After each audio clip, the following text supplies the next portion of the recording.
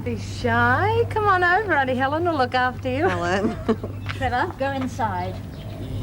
Trevor, eh? He's pretty cute.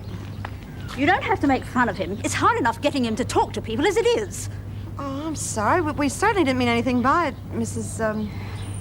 Collins, Betty Collins. Well, hi, I'm Judy Bryant. This is Helen Smart. Hi.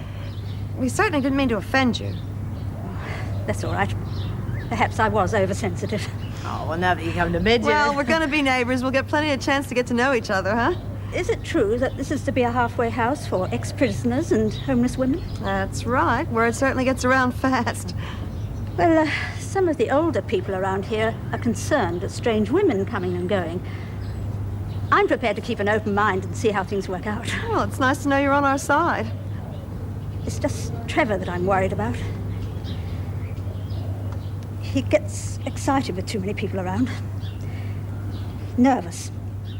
Well, you won't have to worry about us. I mean, you probably won't even hear us, you know.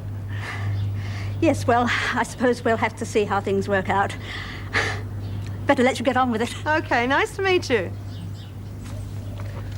Congratulations. Charms, personality, good looks, and brains. And if that doesn't work out, a good kick up the bum.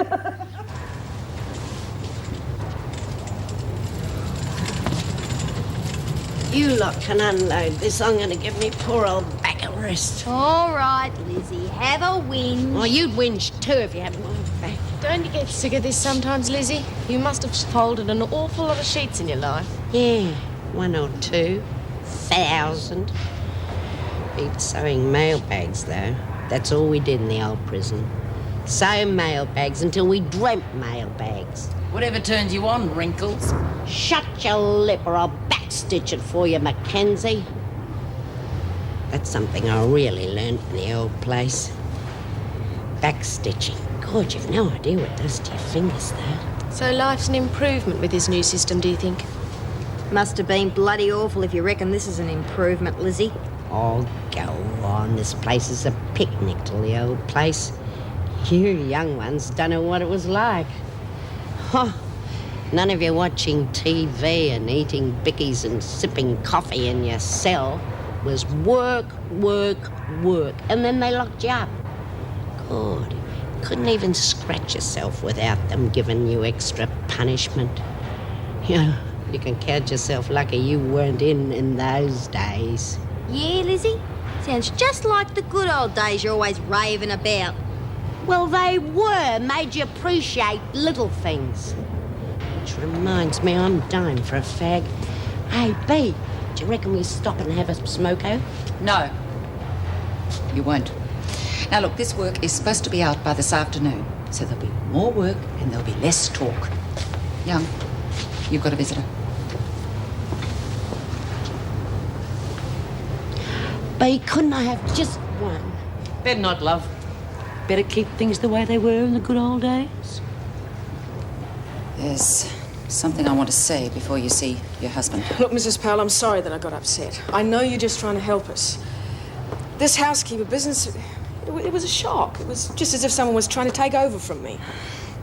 Look, I had no idea your husband hadn't discussed the matter with you. I just thought that your family needed help. I was in a position to do that. But someone from the halfway house, now, look at it from my point of view, Mrs. Powell. Those girls are ex-crims. Half of them are straight out of prison. That doesn't necessarily make them unfit to look after your children. Maybe not, but suspect, surely. Well, if that's the case, then you're in the same category, young. Once you get out of here, you're an ex-criminal, just like the girls at Driscoll. I don't need to be reminded of that, Mrs. Powell, but you're forgetting one thing. What's that? It's my family. Hello, Judy. How are you? Oh, hassled but happy. You're quite welcome to stay, Mrs. Morris. No, I'm on duty in the dining room. I'll catch up with you later. Thanks very much, Mrs. M. Well, how's the big move progressing? Thanks. Well, there's still a hell of a lot of work to be done. Mountains of rubbish piling up everywhere.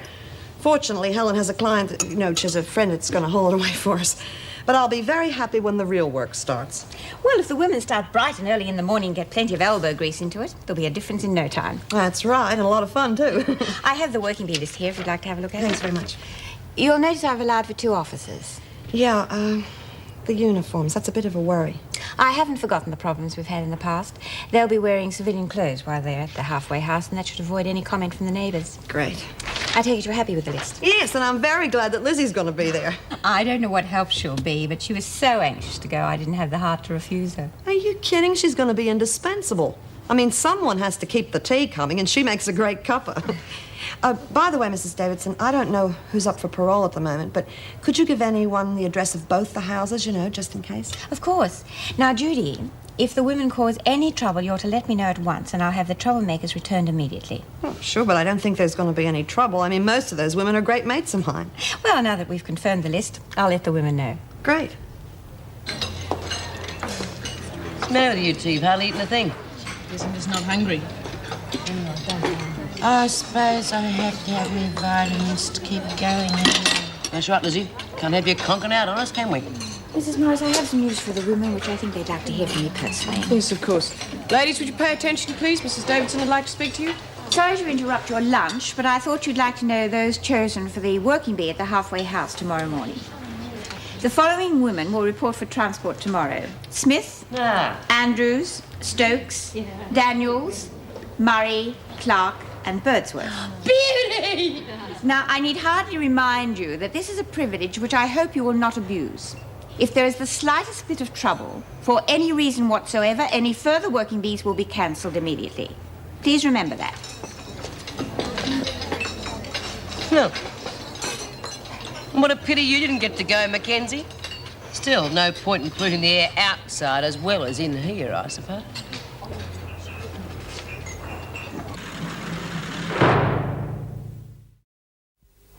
Jude's a really good mate. You'll love her. But why did the governor come down with such a heavy warning about trouble? I expect she's worried that somebody will muck it up. And with good reason, too. There's always something going on. Only not this time, I think. I don't reckon anyone would do anything to spoil things for Jude. But what sort of things, Lizzie? There must have been something pretty drastic. Well, I'll say, should hear what happened last time we were out. Somebody tried to get over the wall. Hey, when the Lizzie. freak came along. Don't you think you should finish sorting that? Oh, all right. Give me a chance. Well, hurry up and stop gabbing. Oh, fair go, Bee. Lizzie can't help it. Didn't you, Lizzie? Oh, how can I do anything when you're all asking me these silly bloody questions? Right, the truck from the hospital's here. Is the laundry ready? Yeah, I just finished packing it. Okay. Mackenzie, Daniels, take it out and load it.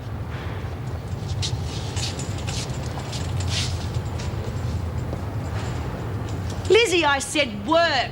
All right, I heard ya. Well, the bank must be pretty healthy by now. Yeah, pretty good. Yeah, we've got plenty of orders coming in. Only we're going to have to see Roxanne pretty soon. I've already taken care of that. Now, what about this Clark girl? Have you signed her up for insurance yet? No, not yet. Why not? She's easy money. She's not likely to get into much trouble. She asks a hell of a lot of questions. Too many. Right. She started giving me the 3rd degree and I told her to shove off. Then you'll have to try again, Daniels. And this time use your brains. The girl's new. The only way she's going to learn anything about this place is by asking. Yeah, but... No buts. Right? Now, someone's bound to foul up this working bee. So let's make sure they're all fully paid up, shall we? For both your sakes.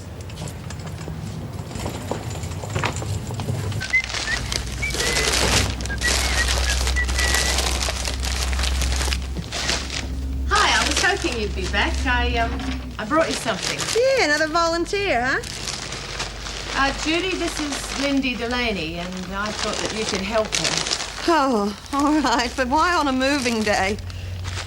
Well, it won't wait. Yeah, I can see that. Hello, love. What happened to your face? Joe did it. Joe?